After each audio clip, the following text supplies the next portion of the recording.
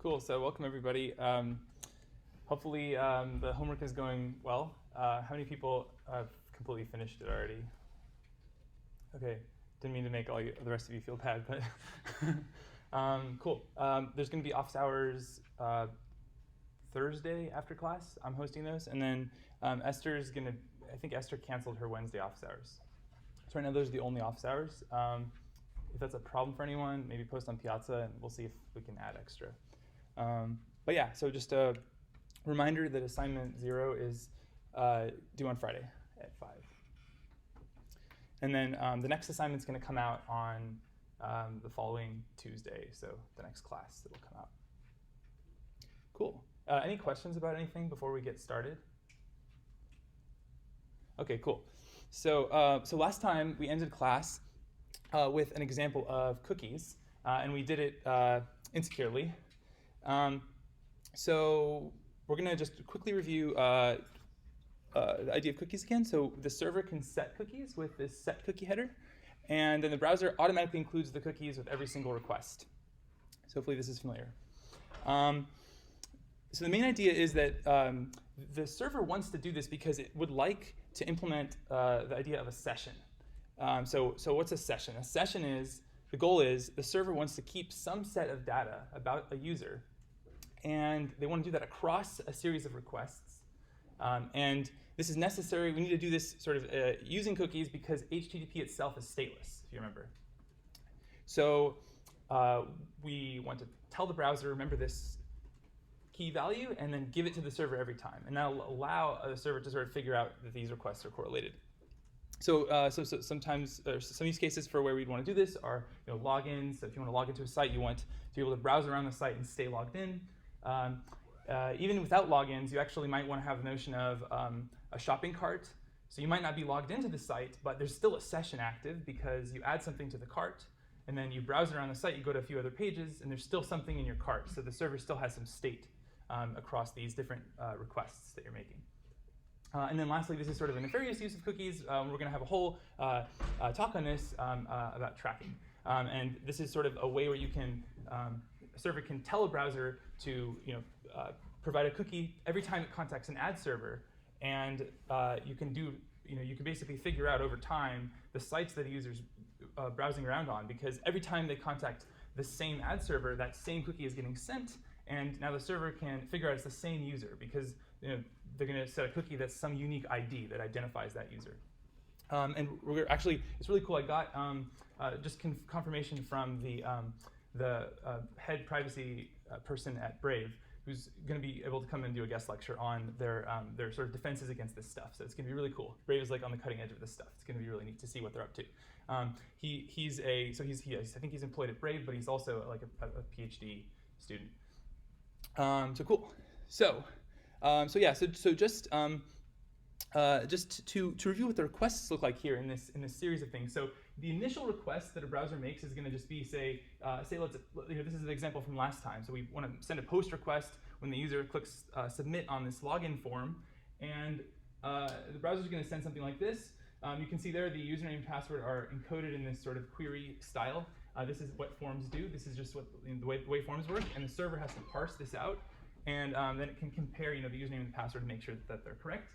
If they are, then in the response, what we did was, and this is insecure, so don't do this, but this is what we did at the end of class last time. We sent back a cookie with the username equals whatever user had logged in, and also a page. So you can see the HTML right here. So some kind of a page got sent back, and that's what's rendered in the browser. And then all future HTTP requests from the browser are going to have that same cookie tacked on. So this could be 10 or 20 of these. They're all going to have the cookie. However many requests follow will have the cookie. Cool. So hopefully that's all review. Mm-hmm. This cookie will only get sent to that same server or same host, right? Not all other websites. Oh yeah, that's a good question. Yeah, it's just the same site, and we're going to go a little bit more into sort of what the rules are around that today. But yeah, I know it would be really bad if this was being sent to every single site. So the key values are only sent back to the same site. Yeah, but there's some trickiness around that. We'll talk about it. But so real quick, so this whole sort of system here, this is called ambient authority. This is sort of a security concept. The idea behind this is that we want to basically, so first of all, the idea of access control, right? The whole point is we're trying to regulate who can do which actions on a site. So that's why we want to have like a login system or something like that in the first place. But then beyond that, there's different ways to do it. So if you look back at this thing here, so the reason why this setup is useful is because the user has this cookie tacked on automatically to every request they do, and so they're sort of inherently authorized to do, they're sort of inherently, the server knows that it's them, so they can do anything that the server would allow that person to do, right? They're not like constantly proving who they are via like a username and password in every request, right? So it's called ambient authority. So the access control is based on a global and persistent property of the requester. In this case, it's this cookie header that's going to get attached. And so yeah, the alternative to that would be like you can imagine a really, really annoying website to use would be say something like Facebook, where the like button is not just a button; it's actually like a form. You have to type your username and your password, and then click submit, and then that all gets sent to the server, and it will check the username and the password, and if it matches, then it will register a like. Right? That would be really annoying, but that's the alternative to this. So obviously, really useful to be able to do ambient authority. There's 4 different ways in general to do this on the web. But cookies are by far the most common. But there are these other 3 sort of more obscure things that you might have seen, in particular IP checking. So this is the idea of just looking at an IP address that's sort of the source of this HTTP request, and then deciding whether to allow it or not based on IP address. This is used by Stanford libraries to make sure that only people on Stanford campus can access the different journals and things like that. Mm-hmm. Is it possible to spoof the source IP address? So that's a good question. Yeah, I mean, so that's actually kind of a complicated question, but in general, not really for TCP connections, which is what HTTP is based on. It's pretty hard because there's a sort of a round trip in order to establish this connection. So you might be able to spoof the initial bit of that, but then when the person you're connecting to sort of sends back the response, it's going to go to the destination that you spoofed, and then they're going to be like, what is this? And they're not going to respond one more time and sort of create the connection. So but yeah, I mean, there are ways to sort of change your IP address. Like you could have a friend on campus who sets up a little server for you. So while you're off campus, you could sort of VPN in through that and then appear like you're coming from Stanford. And that's obviously like, that would get around this sort of thing that this IP-based authentication. But yeah, in general, no. Yeah, is any other questions about that? Okay, cool. So yeah. So then, and this who's seen this third one here, built-in HTTP authentication? Anybody? It's okay. A couple people. Yeah. So it's this really weird sort of username password box that pops out of the browser when you go to a page. It's sort of old, and no one might have seen it by accident or something. It's really kind of jank. And the reason why people didn't, this was envisioned initially to be sort of the way that we do sort of logins on the web when it was created, but it was sort of too inflexible in terms of the UI of it and just the user experience of it. So cookies just were a better option, and that's sort of where everybody went. And then this last one is basically never used. Yeah. Okay. Cool. Yeah. So cookies is basically that's the game that's in town here for sessions on the web. So I want to continue with the demo from before, so we can sort of improve what we got going in that little bank website. So let's see here. Okay, so here we go. Can everybody see that? Are we good, size-wise? Let me know if you need it bigger in the back. Is that a no? Bigger? Okay. Is that better? Okay, cool. Alrighty, so this is what we had last time. So we'll just quickly refresh your memory. We had this password database here that's basically an object that is representing our database. And then we had a couple of routes that we set up. So we had a homepage route, which basically when we visit the homepage, we're going to sort of look at the user's cookie and see that there's this cookie called username, and if it's present, then we're going to just assume that is the user, that is enough proof for us to believe that is that user, right? Otherwise, we're going to give them a login form. So then what does that login form do when it's submitted? Well, if we go to the HTML for that, we can just check it out and see that it's going to post a username and a password to this login point, and then what this is doing is just pulling the username out, going into this database, and fetching the password, comparing that password to what the user submitted in the request body. And then if it's the same, then we're going to give them a cookie, which is the username, and then redirect them back to the homepage. And now the homepage will, because of what we have up here, the homepage will just show them, so it'll sort of say hi, and it will recognize them. Cool. Any questions about that? Uh-huh. Can you turn off the light above the projector? Let's see. Is that possible? There we go. Is that better? Okay, cool. Nice. Cool. Okay, so let's enhance this a little bit. I'm just going to add some kind of private information. So let's add the notion of balances really quick. So every user has a balance. So let's give Alice $500 and Bob $100. Okay. So, and then what we'll do here is just so we have a notion of sort of private information, we'll print out your balance is, and then this is the way you do variable substitution. So I'm going to type in here. We basically want to print a balance, and I guess I'll do that as a separate variable. So we'll make the balance be just balances of username, right? Okay, that looks right. And then I guess we want to probably print a $sign in front of this, so I'm going to add another $sign there. That's actually just going to print as a $sign, even though that looks weird. Okay, now let's check that out. So I'm going to run the server, go to my browser, refresh the page. Let's make this a little bigger. Oops, wrong thing. This one bigger. Okay, cool. All right, so this is our page here. Okay, I'll try logging in really quick. Alice, password. Cool, we're logged in. Excellent, it works. Okay, so one thing that's missing right now is we can't really log out, so I'm going to quickly just add a log out route. So I'll make this a GET request to the URL logout. And what we'll do is, what are we going to do to log out? So we need to, I guess delete the cookie is like one way, to make sure that user is going to effectively not see that they're logged in anymore. And this is all silly because this is an insecure system, but this is going to be useful later, so let's implement it. So the way we do this is clear cookie, and this is just going to tell the client to delete the username cookie that we set before. So we need to pass in the name of the cookie that we want to clear, and then we need to respond to them. So let's just redirect them back to the home page when they go to log out. Okay. So let's see. Let's go ahead and refresh this.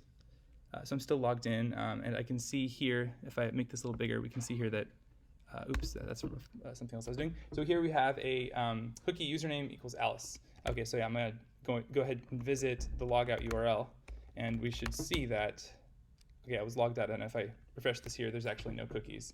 So great, that works. Nice. Oh, the request for that? Yeah, sure. What is actually sending? Yeah. It's actually kind of funny. So we're gonna get into this, but so cookies are so old.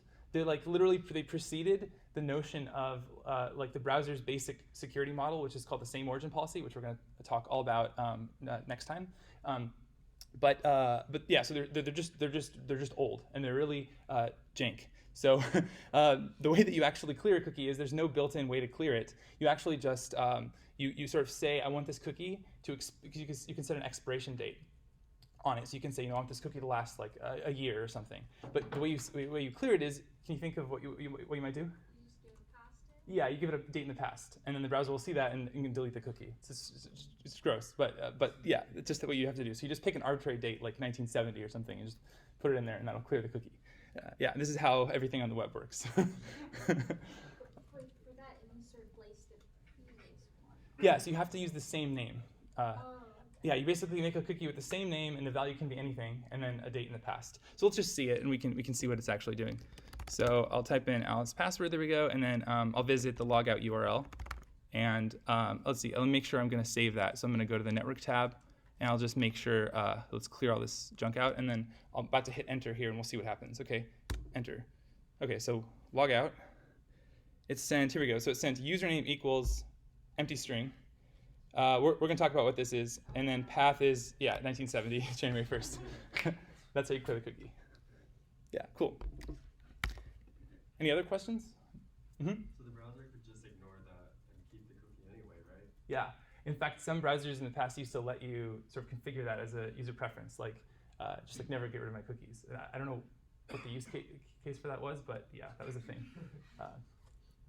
Yeah, there's sort of no enforcement of this in the way we've designed the system so far. Okay, so let's go on. Let's see here. Yeah, so basically the really bad thing here is, like we talked about before, is basically anybody can go in here and just to just show you, anybody can go in here and just sort of say username equals Bob and refresh, and now we are Bob. Okay, so that's not good. It's really bad, actually. Okay, so what's something we could do to fix this? If you already know like the answer, maybe don't say it. Do you all know the answer already, or? Okay, here I'll suggest something. So what if there was a way that we could give the browser the value username Alice, but we could ensure that value could not be modified? Is there a way to do that? I mean, so in general, you can't trust the browser like we just saw. Anybody can go in and change things. But is there some sort of, and this is cheating if you've already taken crypto, but is there some sort of crypto primitive we could use that would let us sort of fix that value in a way where we would know if it was modified when the user gives it back to us? Come on, I know some of you know this. Okay, yeah. You could sign the cookie? Yeah, exactly. You could sign the cookie. So let's make sure everyone's on the same page with that really quick. What does signing the cookie mean? So I have some little just quick sort of review of a primer on signing, but this is not a crypto class. So if you want more on this, take 255, which is great. So we're just going to do a quick primer of signing really quick. So signing is this thing. You have three algorithms basically, G, S, and V. So G is the generator, S is the signer, and V is the verifier. And the idea is, if you call G, you get given these two values that are connected to each other. One is the public key, and the other is the secret key. You also have S. So S is the thing that you actually use to sign a value.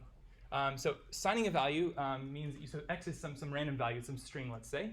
You pass in the secret key, and you pass in the value that you want to sign, and you get out this thing called a tag. So the tag is like another random string, but it has some useful properties. So if the user wants to prove that they haven't sort of changed this X value when they give it to the server, they can provide the tag along with it. And then there's this verification function we can use, which what we do is we pass in the should that be SK passed into V? Maybe not PK? No, that is PK. Sorry, yeah. So you pass in the public key and the input X, and then the tag, and that'll tell you, was that tag the same tag that was generated by the signing algorithm? Okay, so what is this all good for? There's two properties that you actually want from a signature scheme. So there's two things that we're going to look for. One is called correctness. This is basically the idea that if we've signed an input with the secret key, then the tag that it produces will, when passed in with that same X input and the corresponding public key, will verify. So it will return accept. It will return true, basically, saying that that is a valid tag for that input. And that should always be the case. Does that make sense? If it doesn't do that, then it's not a very useful verification function. Okay. Any questions about that? Please ask if you don't understand. Please ask. It's okay. Okay. So the next property we want is security.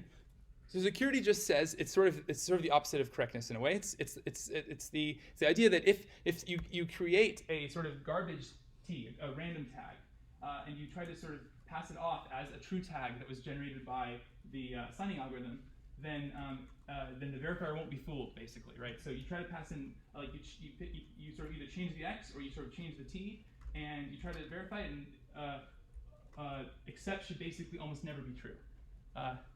It's not never going to be true. There's sort of some probability in here, but it should basically be really, really hard, rare that it will ever be wrong here. So in other words, it's computationally hard. Somebody would have to try for a really long time to sort of find a T and an X that would fool this function, right? Okay, so that's probably probably enough detail for this, for what we're going to use this for. But before we go ahead and use it, any questions? Yeah? I don't want to get you off topic, but do people normally use the same certificate for signing cookies as they use for like HTTPS? No. No. Generally, no. Yeah. Generally, you never want to reuse keys for different purposes, because especially if there's different algorithms in use, it's like kind of it's hard to prove like what will happen when you do that. Yeah. But okay. So yeah, just to sort of lay this out. So what are we going to use this algorithm for? So we have a client and a server. So there's a browser and our server, and here's how we're going to use this. So the server is going to call G, and it's going to get this public key and the secret key, right? And then the client's going to go to log in, just like it did before. So it's going to pass. It's going to. Why did I do get login? That should be post login because it's a post endpoint. But same idea. So it sends the username and the password, and then the server looks at that and validates it just like it did before. And so say that it is valid. Say that this is the correct password. So the server's happy with it. So this time it's going to do something different than just setting the cookie to Alice, to username equals Alice. What it's going to do instead is it's going to generate this tag where the X that it's signing is the string Alice. Now it gets this tag. And then it sends both username equals Alice and tag equals T back as cookies, right? So the browser's going to remember that. And now let's say the user's going to go fetch the home page. The browser will send both cookies now, and it does it like this. It's a single cookie header with a sort of semicolon delimited key values of all the cookies. And now the server can look at that, and it can run the T through the verification algorithm, and it could say, is this really this Alice not modified, or is this T really the true T for this? And if they both check out, then we get sort of accept back from this function, and then we know that the user has not tampered with the username that we gave them originally. Does that make sense? You look confused. Yeah, I guess. Why are we using like public and private key crypto here if it's both happening on the server side? Couldn't the server just, since the server already knows its own secret key, it's generated it, why do you need a private and a public key? Oh, so are you suggesting maybe we could just encrypt it or something? Yeah. Yeah, that would work too. Yeah, and so the advantage of this is that the client actually has access to username equals Alice. So the browser could use this cookie to maybe show Alice's name in the UI or something. Like this is available to the client to see. Does that make sense?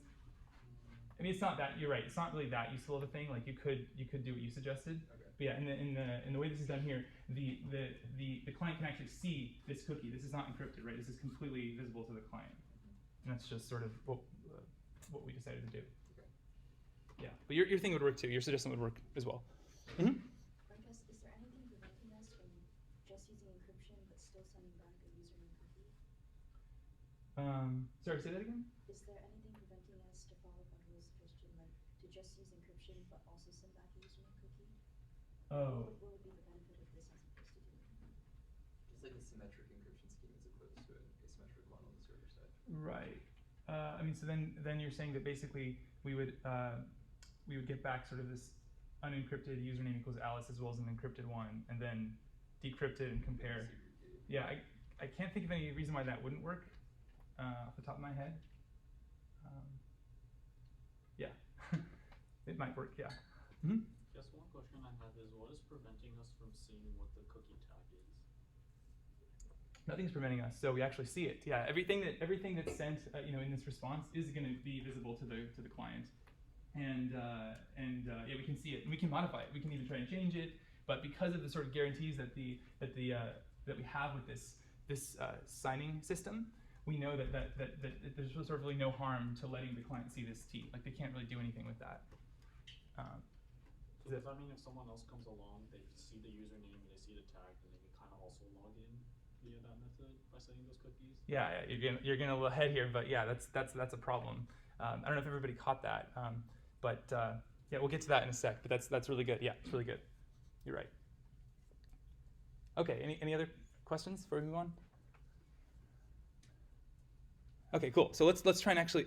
Oh, wait, I missed the last step. Yeah. So okay, yeah. Then obviously once we verify, then we actually sort of send back. We sort of believe them. We now believe this username equals Alice. We know that it hasn't been tampered with, right? So we can actually send it back to the private page with more confidence. And because it's a cookie, we can sort of repeat this as many times as we want, because this cookie will continue to get this cookie header will continue to get sent with every request. Okay, so let's go ahead and try to do this. So I'm not going to actually use the crypto primitives directly here. For time's sake here, what we're going to do is I'm going to copy the code from the last bit we had, and we're just going to modify this up a little bit, and we're going to use some of the built-in facilities of the this Express framework that we're using here. So what do we want to do? So we want to, let's start off by, when we initialize this cookie parser here, we now need to, so the way that this works is it's not quite like the G that I showed in the picture. We actually have to give it the secret key that we want it to use, and then it will generate the corresponding public key. But it's effectively the same thing. So what we'll do here is we will pass in a cookie secret variable, and then this is some string that we securely randomly generate. Okay, no one can guess, but that should actually probably be properly generated in a real app. But there we go. So that's our secret key. Okay, now so now what we can do is when we actually set the cookie, which we were doing here in the login handler, what we'll do is we'll just add on this little option here, signed true, and the framework will handle sort of that for us. All the stuff in the picture that you saw will just handle that for us. So it's going to do that, and then the last thing we need to do is when we actually go to read out the cookie, now we want to make sure that the tag is valid, right? We can't just trust the username because otherwise we're back in the same situation. So we actually need to validate that the signature is correct. And so the framework will again help us there. All we're going to do here is instead of getting the cookies property, we're going to get signed cookies. And it will only add properties which actually properly validate to this. Okay, so if there is a username here, then we know that it had a tag and it therefore was not tampered with, right? Does that make sense? Otherwise, it wouldn't have gotten added to this object. Okay, cool. So let's try this out. Let's go ahead and delete this cookie, refresh the page, and I think I might need to change the server that I'm running because I switched to a different file called server2. Okay, so now okay, there we go. So we're on the new server. So now I'll try the same thing again, Alice, password. Okay, so there we go. So there's an interesting value here. So it's actually a little different than what I showed in the picture. The way that this framework decides to implement the signing is by sort of, I don't know if everyone can see that, but it's basically sort of, you can see that the plain text value of Alice is there, and then all this junk around it is the signature, basically. Does that make sense? So sort of it did it in one cookie, but it's the same idea. It's going to sort of, when the server gets that cookie, it's going to sort of split it apart and then do the verification. Cool. So I'm Alice. I'm Alice now, right? But now let's try and see if I can pretend I'm Bob. So I'm just going to go in here and change this to Bob, like we did before. And if I refresh, well, the server's not pleased with that, obviously. Cool. And I could also, I mean, it doesn't really make sense for me to change. If I change this back to Alice and I refresh, I'll be logged in again as Alice, which is great. And if I obviously tamper with this tag in any way, like let's delete a few characters, add a few characters, it's obviously going to also be unhappy with that. Cool. So that's signing. Any problems with this? Can anybody see? You already mentioned. But yeah, do you want to say again what was the problem you saw with this approach? Oh, you can see the username and the tag, then you can kind of like copy paste it somewhere else, and it will still lock you in. Yeah. So basically, you're saying that if I actually go, so let's see what you're saying. So let me log in again really quick because I messed up the cookie. Okay, so I'm logged in. Say that I copy this value.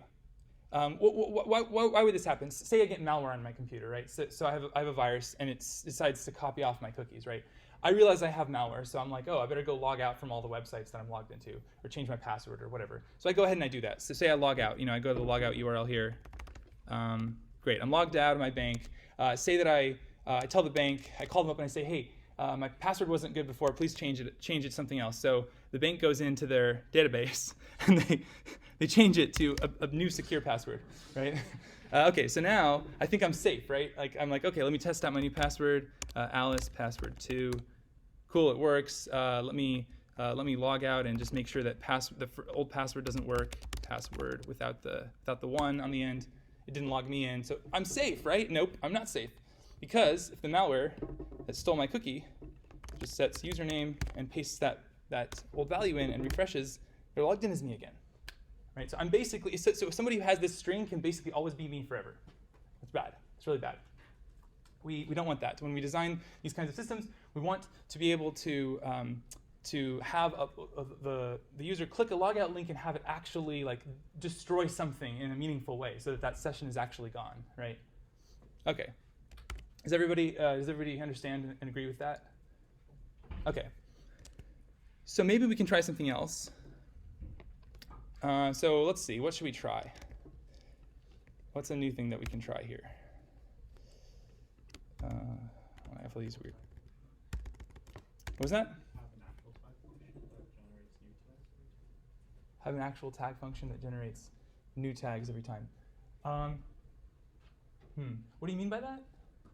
Like, so for different sessions when you sign in, like, I don't know if that's how it works, but can you like generate a new tag to ping onto your username until you sign out again? Oh, I see. So you're basically saying that there should be some sort of way to, like you're saying, add a number or something to it, and then this. Or like just change the signature each time associated with the user. Oh, so anytime a user logs out, the server should change the PK and SK that it's using. Maybe. So it could do that, but if it did that, then now when it tries to verify all the cookies from all the other users on the system, it won't think that they're valid anymore because those are signed with a different SK. So I guess it could keep a separate PK and SK for every single user and then destroy it. That actually could work. But someone else had an idea. Oh no, I was just kind of thinking about the same thing, but I was thinking more along the lines of like a function of time. But what you just mentioned kind of made me think that you'd have to keep a separate SK for every single user and then just keep track of that, I guess. Oh, like and also change it every single time they were to log in and like start a new session. I don't know. Yeah. So you're all sort of circling around a much simpler idea, which is to actually throw out all this signing stuff that I just explained and not use it in this situation. Before we actually here let's actually make it concrete. So what we are all trying to get at is this idea that we want the server to be able to destroy some piece of information that invalidates a session. We can't do that if we're giving them a sort of signature which is sort of trusted forever.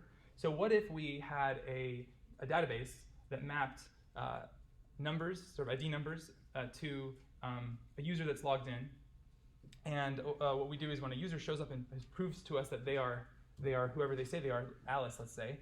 We pick a number, a random number, really out of a really big space. We call that a session ID number, and then we give that to them. And then we just remember, anytime somebody shows up and presents us that number, we know that's Alice. They present us a different number, we know that one's Bob, right? And then now the user when they log out, we can just delete that entry from the database. So now if somebody shows up later and presents us with Bob's old number, we're not going to think it's Bob, right? Because there's no corresponding entry in our database anymore, right? Does that make sense? Mm-hmm. When you need to bind to both the ID and like the username in case they just like manage to get a collision on the number with the ID number? So yeah, colliding on the ID number is really bad. If they can guess, if they can just sort of try numbers until they find a number, then they can basically assume the identity of that user. That's really bad. Yeah. So we sort of get around this by just picking out of a really large space, and so you could sort of try forever, and you're gonna be hard pressed to find an ID. How does that make it secure? Since like, if I store the number and there's a malware watching every cookie I have, wouldn't it see the new cookie? Yeah, so if you have malware on your computer and it steals your cookie, it will be you for however long it has that cookie. The difference between the old system with the signing and this system is that at least if you click logout, then we can destroy that entry from the database, and then that cookie that they have is no longer valid. But wouldn't it like create a new one and the malware would be able to see, or you're assuming like the malware is like a one-time attack? Oh yeah. So I mean, if they're persistently on your computer, then you have it's kind of like an out of scope. Like that's like a really hard problem. Yeah. But that is a good point. Yeah, I mean, if you have somebody watching everything you do on your computer, there's not really anything we can do, because then they can just sort of do whatever they want as you. So what we're trying to do here is just create a. I mean, so look, what's a sort of another place where this design makes it more useful. So here's another case where it's useful. Say that have any of you ever gone to like the sort of security page of your Google account or your Facebook account, and it shows you all the sessions you have logged in elsewhere? So what it's doing is just looking through the database and just saying, for us has these 5 sessions, and you can go in and just delete any of them. So if you like left your computer logged in on your friend's, on your friend's computer, you logged in, and then you left, and you want to remotely sort of delete that session, you can do that with this system, because you can just delete that one entry and now. So that's not really malware, but this design like enables us to do that, where the old one didn't.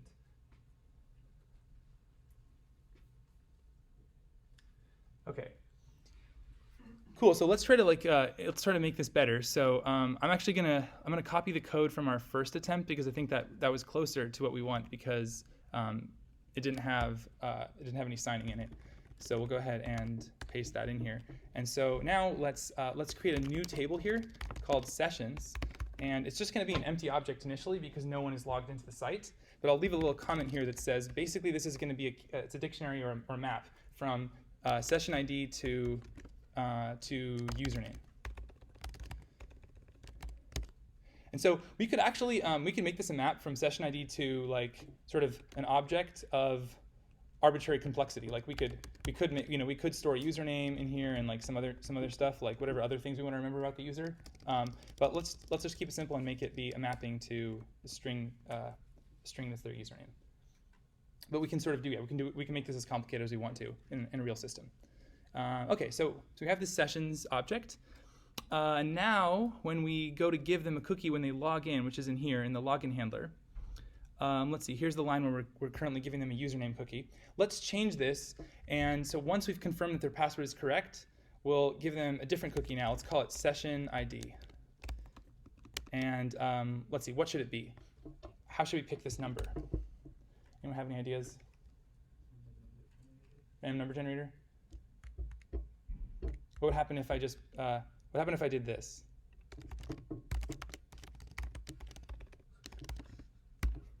Okay, so start at 0, and then let's do session ID, or I guess it should be, next session ID. Next session ID plus equals 1. So we'll give them the number 0, and then we'll mark that the next person's going to get a 1. And then let's see, when we log out, let's change session ID here, delete that when they log out. And let's see, is there anything else I need to change? Oh yeah, here we need to change something. So when we actually get to figure out who the user is now, we can't. There's no longer a username cookie. We need to change this to get a session ID cookie. And then what are we going to do with this? We're going to, add to the cache? No. So we're trying to figure. So a user showed up. They visited our homepage and they said, "Here's my session ID." We want to use that to figure out who they are. Yeah. So we're gonna look in the sessions object here. Look up that session ID, and then what's going to be the value in there? Well, it's going to be the username, right? So we'll do username equals that. Now it's possible the session ID they gave us is garbage, like it's something they made up. In which case, this lookup here will give us back undefined, and then this if will be falsy, and then we'll go ahead and treat them as a logged out user. So does that make sense? Did I miss anything here, or does this look correct to people? Well, minus the obvious issue. When do you add? Yeah, you need to add the. Yeah, so like when do we add session IDs to the sessions? Oh, yeah, good point. So yeah, we gave them a session ID. We didn't actually remember it. Good point, good point. So let's actually do that. Sessions, next session ID equals username. Perfect. Okay, so let's go ahead and quickly see here how this works out now. So I'm going to run the new server and log in as Alice. Okay, uh-oh. Assignment to constant, what is this? Assignment to constant variable on line 33. What did I do? Oh, I made next session ID into a constant. Okay, let's change that to be a variable that we can actually change the value of. Okay, cool. So it logged me in. What are my cookies? Oh, I still have the, by the way, notice this. The new server, since I'm running it on the same, sort of the same domain name basically here, we are getting the sort of old cookie. Is remembered by the browser. So actually our request to the server includes both of these, but why is this okay? Yeah, the server's just not looking at the username, so that's fine. I'll just delete it to be extra clear here, but yeah. And then here we go. Session ID is 0. Okay, cool. So we forgot one step, didn't we? Yeah, we have a problem. Our logout is something's wrong with our logout function. What's the problem with that? Yeah, we never removed the session, so we have the same problem as before. So if I actually go to log out here, okay, cool, my cookie was cleared, but now like if someone stole that really secure number 0, then they could refresh the page and be me again. So okay, that's not good. So let's actually clear that out of the database here. So we'll do delete. No, first we have to figure out what the cookie is that they sent us. So let's go ahead and do this, and then we have the ID they sent us, and now we're going to do delete sessions session ID. And what this does is it sort of just clears out that key value from the sessions object. So now it's unset.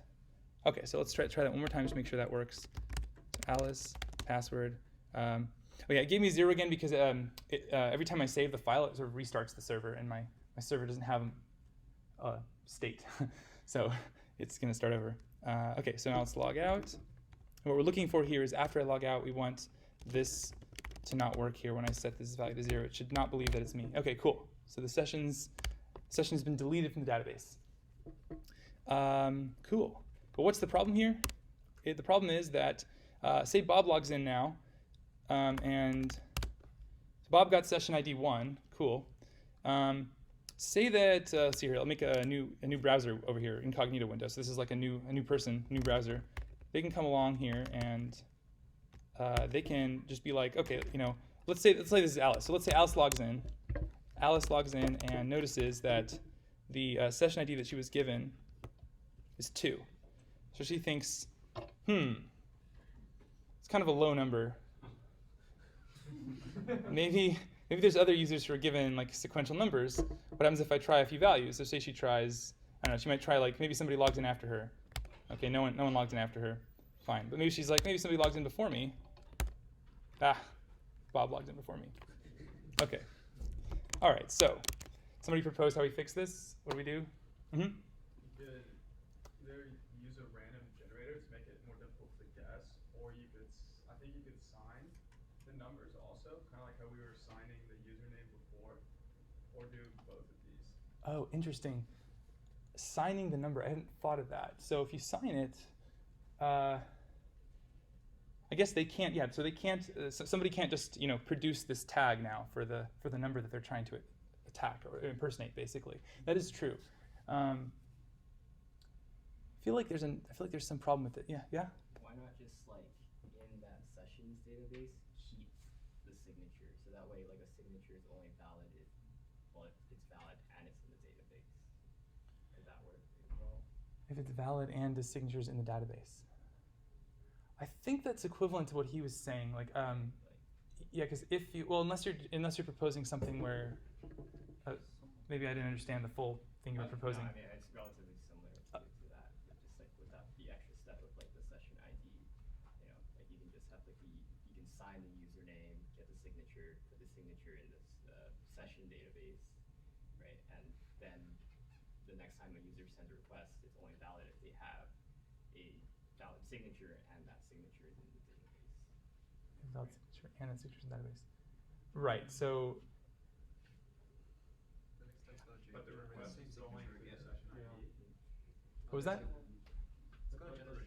same signature again if you try to log in later on, even if it's like it's not present in that. Right. If you were signing a different number, then you could maybe get around that. But Yeah, maybe you have announce or something like that. Maybe. Yeah. yeah, you have a question? Yeah, I guess, is there any qualitative difference between like signing a different number each time versus just randomly generating a longer number? Yeah, so I don't think there's actually a difference. If you pick from a sufficiently large range, then it's going to be effectively impossible for a user to guess. So I think that's like the simplest thing to do. Yeah. Although, going Oh, back to the, sorry. Oh, He was first, but it's okay since you're talking now. Just go for it. You guys Oh. keep another database of session to IP and user agent, and if the IP and user agent don't match, then you just say no. Okay, so I like that. That's creative. What happens if? So yeah, that's one problem. IPs can change, especially on mobile networks. So if you're like walking around with your cell phone and then you get a little too far from one of the cell towers, you connect to a different one, you could get a completely different IP address. Okay. Yeah. That is sort of a new problem with the mobile stuff. Like that is not a bad idea for desktops, but you still have one other problem with that approach. Can anyone think of what else might not work with using an IP address as the proof of like who a user is? Nats. Yeah, who said that? Yeah. So what's the idea there? Yeah, basically just like to the public, it's like a bunch of people are actually masking behind some kind of IP, like it's public, but inside they're kind of like sharing their own like local IPs, and like to the public, to the outside, they seem just to be the same IP. Yeah. So if you have like a home internet connection, you'll have one IP address for the whole house, and all the people living there will appear to the outside world to actually be the same IP address. So if you combine it with the user agent, which is clever, but you still have the problem like two people both running like MacBooks with the same version of Chrome, right? In the same house, then they'll look like the same person. So that's not ideal, but it could work, yeah. But just not, it misses that edge case. Mm-hmm. To follow up on the signing versus just the having a random generation thing, I think so going back to my earlier question about public keys and whether or not you need symmetric or asymmetric crypto for it, I think the benefit of signing it would be that then, since there actually is a public key that the server is using, potentially if the user has that public key, you could verify that you're logged into Facebook and not Facebook or something. I see. That is true. Yeah. We'll actually just use TLS for that. Like the browser will just do that for us, but that is true. You could sort of maybe use that for something, but I can't think off the top of my head like what that would give you on top of just using like HTTPS. Yeah, but that is a good point. That is something we do actually want, but we probably don't want to implement that ourselves in our JavaScript that we send down to the browser. Mm-hmm. Could you have one cookie have the actual like ID or username or whatever you're doing, and then sign the entire cookie structure, like with its expiry and stuff, and as a different cookie? Possibly. I think we should just move on because there's like an infinite number of ways that we could try to do this thing, but we can maybe talk about that after class. There is just an easy way, which is to, and I kind of misled you all by showing you signing, because now like I know you're all thinking like, how can I use this primitive that I now have to like solve this problem? But there are use cases for signing. It's just not this one. So you can imagine like so signing could be useful if you wanted to say give the user some kind of a promotion. So if they ever buy a product from your site, you want to give them like 20% off. So you want to set a cookie maybe and say like discount equals 20, but you don't want them to be able to mess with that, right? You might want to just sort of sign that value, and then when they provide that cookie to the server, you know that's actually the discount that they got, and they haven't gone into their browser and given themselves 100% or whatever. Mm-hmm. But unless the attacker can always see the cookie and also use it to get their own discount. Yes. So that's a problem with that. Yeah. So you could share that cookie with your friend, and then so maybe you put the username in there as well for who the discount is for. But yeah, okay. Let me get off of this signing red herring because I really tricked you all. Okay. So what were we doing here? Oh yeah. So we need to pick a better way to get this next session ID. Basically, that's our problem right now. So we initialized it to 0. So let's just get rid of this entirely. And how about this? Whenever we need to select a session ID to use, let's just do this. There's a function called random bytes.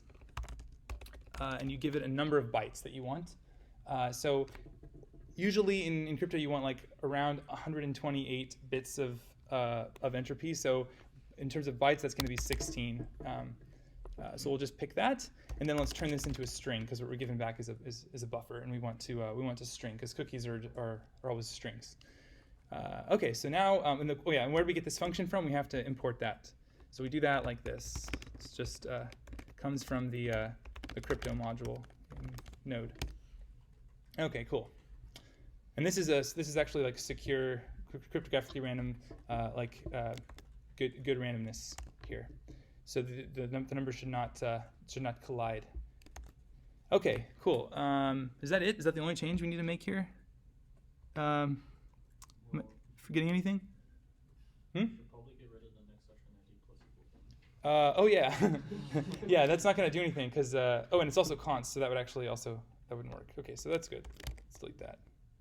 Should you also check for the case that random number is already given before? Like before setting the session's key. You could. Check if it exists. You could, yeah, you could, and it should never happen. Like it should never happen in a really, really long time.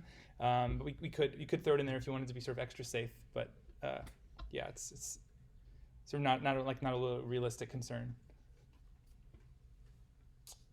Okay, cool. Let's try this. Okay, so it's gonna hopefully be better this time. So let's go ahead and let's see here. So I kept it in server 3. Okay, so we're good to go here. So Alice password. Oh, that's an interesting. What is that? Oh, you know what it did? What we did here, we when we two-stringed it, we got back binary string. Let's go ahead and make this base 64 just to make it a little bit easier to read here. Okay. Okay, so that's still ugly. That's okay. So that's our session ID. Excellent. It looks pretty unguessable to me. How do we test it? I don't know. Code looks right to me. Cool. Any questions? We can try logging in as Bob in another window and just see if it looks sufficiently different. Oh, did I get the password wrong? What did I do wrong here? It's Hunter 2, right? Okay, I just typed it in wrong. Yeah, so this looks pretty different. MZ versus that. Questions?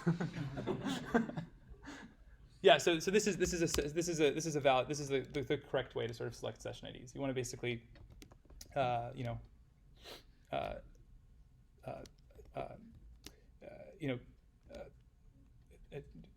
range of numbers here is so big that you're not going to ever have any overlap.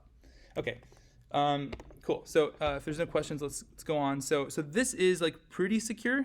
In terms of like the way it's not possible now for users to guess a session ID. They're not going to be able to do that. But there's other sort of implementation issues with this design that we have here. I mean, for one, our passwords are pretty insecure here. We'll not worry about that today. But there's also other problems with the way we're dealing with cookies, and we're going to go into sort of some attacks that you can do with against these cookies. So let's keep going here. So so this is sort of our final implementation. Looks good. So I guess before we do that, I'm going to just quickly just mention sort of why are cookies so interesting. So they were implemented in 1994 in the Netscape browser by one dude, and there wasn't that many people writing browsers back then, and the idea for them was described in a really short draft. It wasn't really a spec. It wasn't really precise. It was sort of like a Google Doc that somebody not a Google Doc literally, but here's a thing we could do, and sort of a brainstorm, and then somebody went and implemented it, and that was sort of the standard of like that. Now we have cookies in browsers. There was no sort of formal spec for how they should work for a really long time. There were some attempts made to sort of write down what they should do and sort of how they should work, so that all the browsers could agree and could have the same sort of handling of the cookie header and the behavior with cookies. But one of this is sort of a common theme in web specs is that the people who went to go and spec this out were sort of overly ambitious, and instead of just describing the existing behavior in like the most popular browser of the time and just sort of trying to get all the browsers to agree on at least like doing the same thing, they sort of got a little bit over ambitious and sort of said, well, what if we could also sort of change all these other things and sort of make it a lot nicer? What if we added this and we added that? And because of that, the spec sort of wasn't describing reality, and so therefore it wasn't really serving its purpose of trying to unify the behavior across all the different browsers. And so basically people ignored it. And then there was another attempt made in 2000, and this one also had the same problem. It was called Cookie 2, and it was really ambitious. It tried to sort of fix all the problems, and everyone ignored it. And then finally, in 2011, a group of people actually wrote an RFC that the browsers actually follow, and that is sort of just describes the way the cookies work. So the inconsistencies between browsers are not as bad as they used to be in the bad old days, but because of sort of the way that the design was developed in a very ad hoc fashion, it's like kind of just a really gross spec, and it doesn't really make sense in a lot of ways. In particular, when we talk about same origin policy, we'll see that the security model for cookies is actually completely different from the security model of everything else on the web. Like cookies are just this weird special case that just behave differently, and it can cause a lot of problems, as we'll hopefully see. Okay, so cool. So cookies, they have a few attributes you can add to them. We mentioned already expires, so you can say when you set a cookie, I want it to expire on this date. If you don't specify a date, then they last for as long as your browser session is active. So the idea is if you close your browser, then the browser will delete the cookies. In practice, though, in practice, what actually happens if you don't set the expiration date is that browsers later on added this thing called session restoration, which is I don't know if you've ever had some text in a form and then you close the tab by accident and you're like, oh my god, and then you reopen the tab and the text is still there somehow. So the browser is like sort of saving all this extra session information, sort of like in a way that the web, sort of the specifications for the web don't really say. Like that's sort of an add-on kind of thing that the browser is doing to make your life easier. And in the case of these sort of session cookies, when you close your browser and reopen it, oftentimes it'll still remember that cookie that was supposed to be cleared at the end of the session. So if you want a cookie to actually be cleared, you should actually set a date. You can't rely on the browser to actually do it for you when the user closes their browser. But okay. So then there's this other attribute called path. So the idea with this is that you might want to set a cookie that only gets sent on a particular path. So say that you have like a blog, and it's hosted on example.com/blog, and you might want to log into that and set a cookie that only gets sent to the server when you're on something that starts with /blog. And if you're on a different part of the site, like chat or something, then that cookie won't get sent because the chat system doesn't need that same cookie. It has a different cookie or whatever. That was the idea. Is you can sort of scope these cookies to only be sent in certain cases. So here's an example. If you said path equals /docs, then the cookie will get sent whenever you're on a page that's like /docs or also /docs/web and so on and so forth. Anything that sort of basically starts with that prefix. Cool. For the first one, could you repeat what exactly session in the second sentence means? No date in last session. Yeah, sorry, because we already used the word session to mean a completely different thing. So session in this context means literally like sort of the user's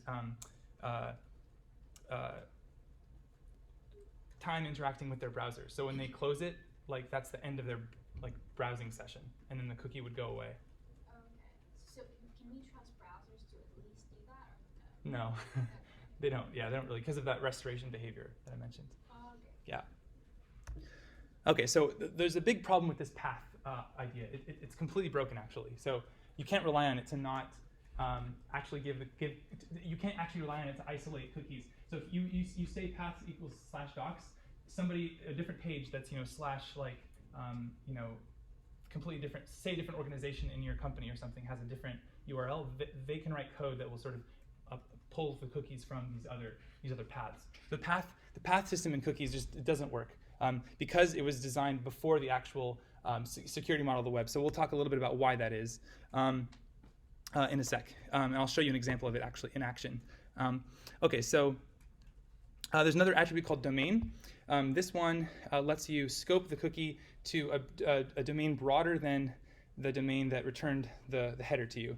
So an example of this would be, say that you visit login.stanford.edu and you log in and it gives you a session ID just like we did in our example earlier, and that's actually what it does. It gives you a session ID cookie.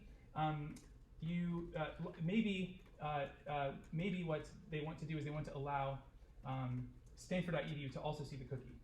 So they could do that by saying domain equals stanford.edu. If they didn't do that, then by default what would happen is the cookie would only be available to this subdomain and subdomains which sort of branch off of it. So you could have hello.login.stanford.edu, that could see the cookies from login.stanford.edu, but stanford.edu can't. So if they want to fix that, they can sort of say domain equals this, and then now it's sort of anybody on stanford.edu can see that cookie, and it'll get sent with all the requests. So anyway, this is something you probably don't use very often, but it's just a thing to know. So how do you actually attach these attributes? You just sort of tack them on after this sort of the semicolon. So you set cookie, semicolon, and you sort of tack on these extra attributes. If you want to set multiple cookies, by the way, don't be confused. This is not a cookie called expires equals whatever, right? To set multiple cookies, you actually have to send multiple of these headers. So you would add multiple set cookie headers. It's weird. Okay, so yeah, we talked about setting the expires header to a date in the future. So it used to be that Google would set their cookie to last until the year 2038, which creeped a lot of people out because they're like, why is Google wanting to remember my computer for that long? So at some point they actually switched over to just keeping it for 2 years. But yeah, it's not really necessary to do that because what you can do is you can just set it to be like a month or two in the future, and then anytime the user comes back to your site, you can reset the cookie to a new date 30 days in the future. So there's really no need to be so aggressive. Yeah. And as I mentioned, you delete it by doing a time in the past. We already talked about this. You use the same name and then you just pick a date in the past. Okay, this is where it gets really weird. So the way you access cookies in JavaScript is literally the most ridiculous API I've ever seen. So here's how you set cookies. So you do document.cookie equals name equals Frost. Let's say that's a cookie, right? So I can set cookies from JavaScript, and then those will get sent on all future HTTP requests. But if I want to add a new cookie, this does not actually overwrite the old cookie. This adds a new cookie. It doesn't look like it, but that's what it does. So if I actually get the value of document.cookie, it's now going to be this semicolon delimited string of all the cookies I've set. This is one of those things where it was done this way in the early days of the web, and we've never been able to change it. It's just bad. And then to remove cookies, this is the API to remove a cookie. Yes, that's the API. You might want to ask, well, how do I look up a cookie? Like, say I want to look up the favorite food cookie. This is not an object that you can just use to look up the cookie. No, you have to write a regular expression to pull out the value. Yeah. Yeah, so this is really gross. But there are libraries you can use to make this slightly easier. But yeah, there we go. So this deleted the name cookie, and now when I pull up the cookie, you're going to see it's just favorite food here. Okay. Cool. So go onward. So let's talk about an attack. So we kind of mentioned it before, but if you steal someone's cookies, you can basically be them, and that's an attack called session hijacking. So one way this happens is if you're not using HTTPS, then somebody who's watching your traffic can take your cookie because it's just there in the open, in the clear, and then they can use it to impersonate you. When they send the cookie to the server will be fooled and think that it's you. So that's called session hijacking. This is a pictorial representation of that. So the client sends a request to the server with a session ID equals 1234 in this case. And normally what would happen is, the page would come back to the client containing the private information, and all's good. But in the sort of model we're talking about here, where you do the session hijacking attack, what you have is an attacker somehow sees this request, and because you're not encrypting your connection, and they can then send the same request to the server that the client originally sent, and now they're going to get back the same private web page. They're effectively logged in as you, right?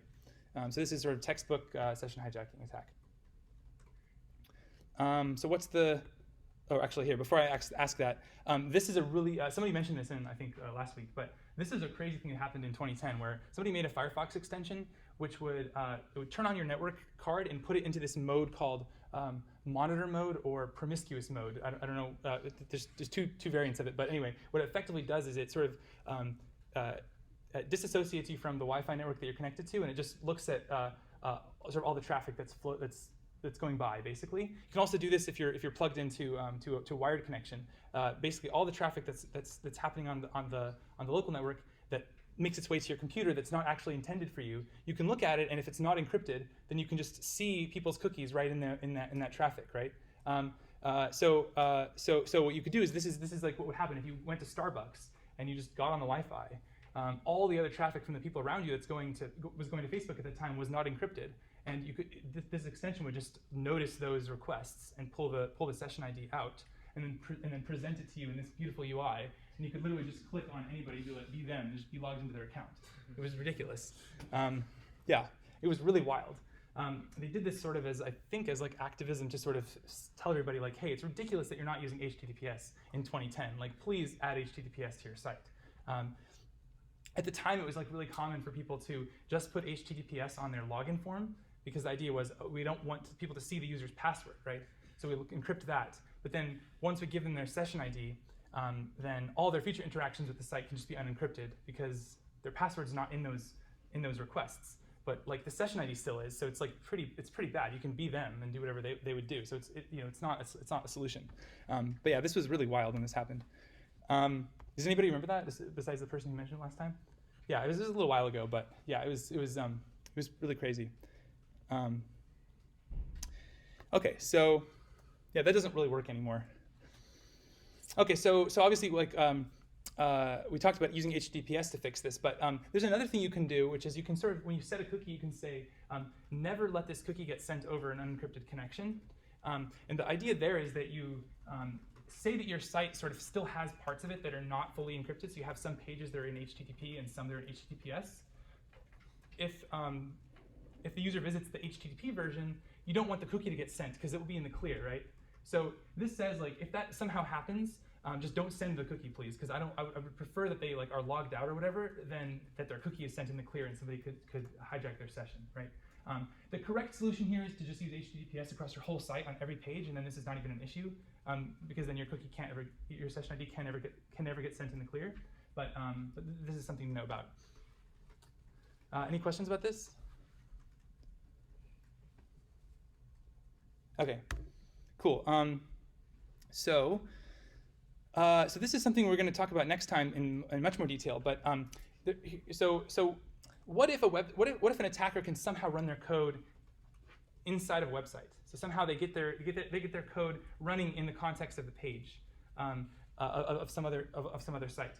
So like what could they do? Well, one thing they could do is steal the cookie. So because we know that the full cookie is in this variable here, one way to exfiltrate the cookie is to basically create an HTTP GET request to some URL. And a really easy way to do that is to just make an image and set the source to this. And then what this will do is it'll tell the browser to basically kick off a request to this URL and to fetch the response, and then to basically prepare to show it as an image in the page. We didn't actually add it to the page here. But if we did, it wouldn't work because this is presumably not actually going to serve an image. It could, but it doesn't matter because the point is that this request makes it to the attacker's server and the attacker sort of gets the cookie. But we'll talk more about this. This is just to let you know that the cookie is so sensitive that we sort of, this is sort of like a worst case scenario is if a user's cookie gets exfiltrated in this way, then now the attacker can basically just set their browser to use that cookie, and then they're that person, right? No matter how good you do your session IDs and like the stuff we talked about earlier, this will still bite you. So when a code has document.cookie, so what you're saying is it returns all the cookies that are like in the browser, not just specific for that. No, just specific for that site. Yeah. So the idea here is that this code is actually running in, let's say example.com is your site. If somehow the attacker got this line of code into the page, into your code somehow, then every user that's logged into your site and visits your site will now be running this code, which basically sends the cookie off. We'll talk about how you actually, as an attacker, get this code into the site next time. But this is like sort of just a thing that you could do with cookies to steal someone's session. And we'll talk more about it next time. Yeah. But one thing you can do to sort of defend against this is it's worth doing if it works for your web application, is you can basically tell the browser, I want the cookie that I'm setting now to never be made available to JavaScript. So what does that mean? That just means that basically that document.cookie API just doesn't work. It doesn't return your cookie that you've added HTTP only to. So this becomes a cookie which gets tacked on automatically by the browser to the in the headers anytime a request goes out, but the JavaScript can't see it, right? So this protects you against that scenario where the attacker is running code in the page. Does that make sense? Okay. So one of the cookie examples that you had earlier was theme equals dark. Yeah. So if you use this HTTP only, does that mean like, because my understanding is theme equals dark, like there's probably like a JavaScript thing. Yeah. So that would be if I was hoping to have my JavaScript on the client side in the user's browser, look at that theme equals dark variable and figure out what to do based on it, then this would not be the thing to use. Yeah. But in that case, that's not really a sensitive thing, so I almost don't care if that's available to JavaScript. So I wouldn't use HTTP only for something like that. Yeah. In fact, honestly, that's not even really a good use case for cookies. Theme equals dark is just sort of an example, but yeah. Any other questions about this?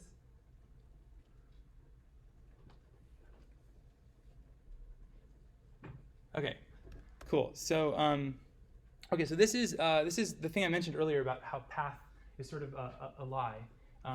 So remember, this is the thing that lets you say, I only want the cookie to get sent to a particular URLs that start with a particular path. So it doesn't actually protect the cookie from unauthorized reading when it's on a sort of related URL.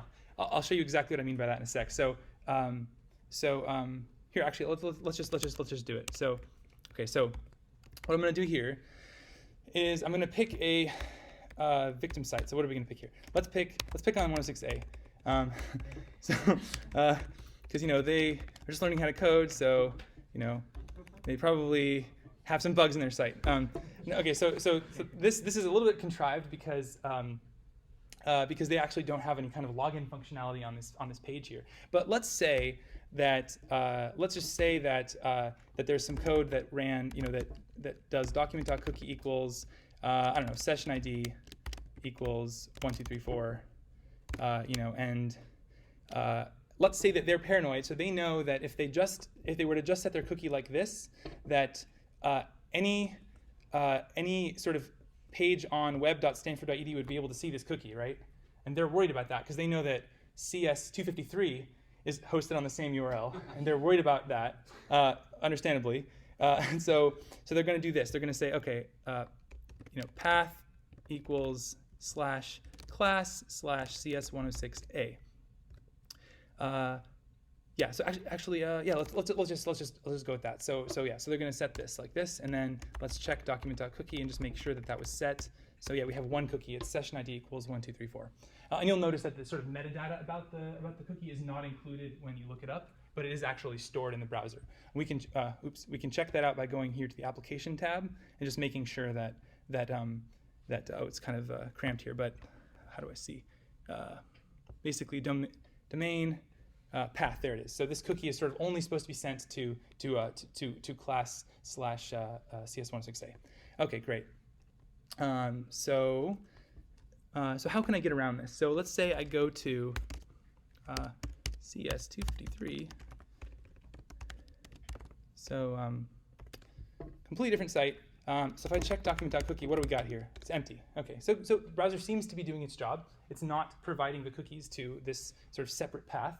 But there's a way around it, which is that because, well, I guess we'll talk about the same origin policy will sort of explain in full, and that's next time that we'll explain in full sort of exactly why this works. But let's just show you how it works, or like how to actually do it for now. So what we're gonna do is create an iframe, which is a little window to another page, and we're gonna add it to this page. So we're gonna create a little window that contains the 106A page and put it into our page. Okay, and we're allowed to do that. That's totally like sites can do this to your site.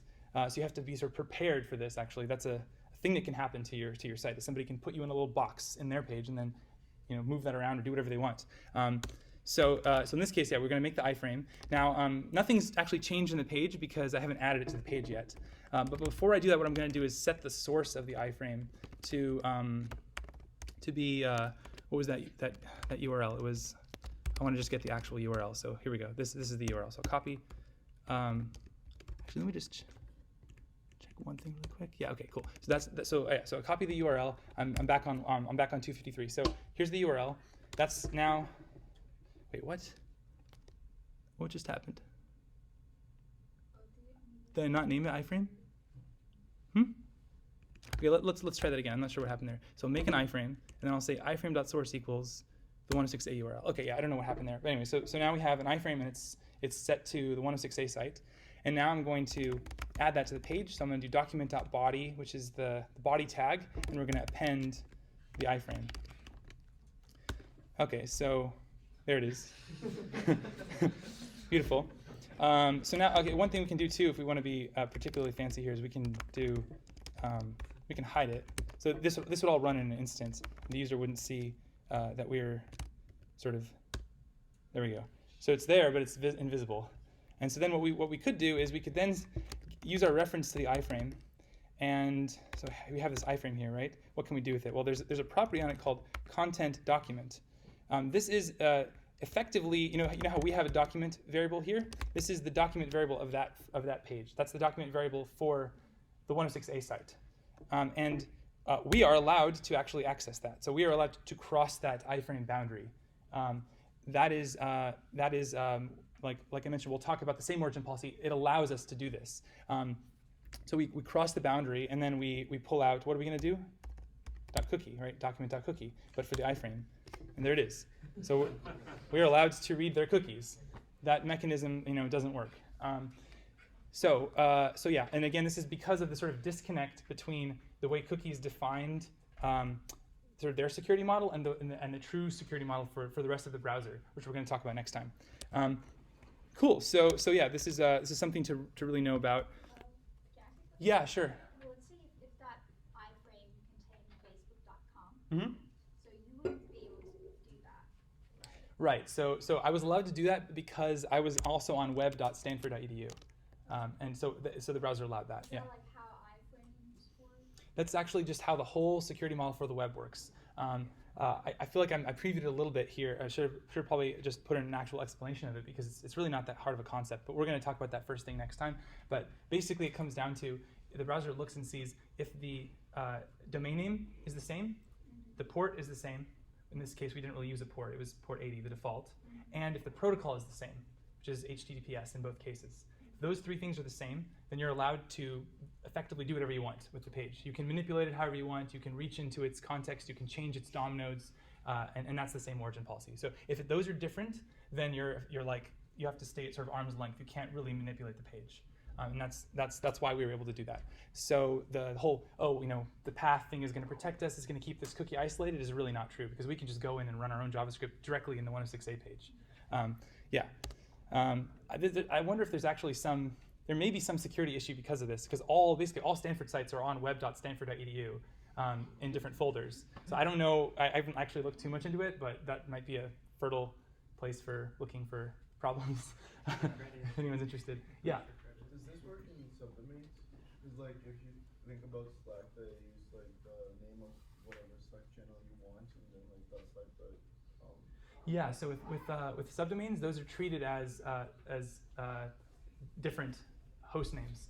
So that triple I talked about, the protocol, the host name, and then the port. So that would be considered different. Yeah, that's actually a good way that's a common way sites actually do create isolation, because when they want that, they'll just make a subdomain. Yeah. Okay, so I don't think we have time for the rest of of this. We'll just maybe do this next time. So that's it. Yeah, thanks everybody.